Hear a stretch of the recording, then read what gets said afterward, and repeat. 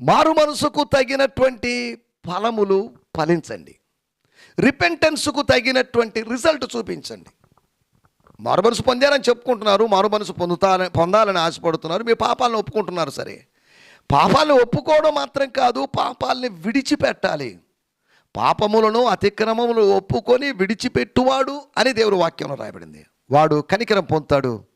అతిక్రమములు దాచిపెట్టేవాడు, గుండెలో దాచుకునేవాడు, లేకపోతే దాని గురించి ఒప్పుకోలు చేయనివాడు ఏమాత్రం కనికరం పొందడు, వర్ధిల్లడు.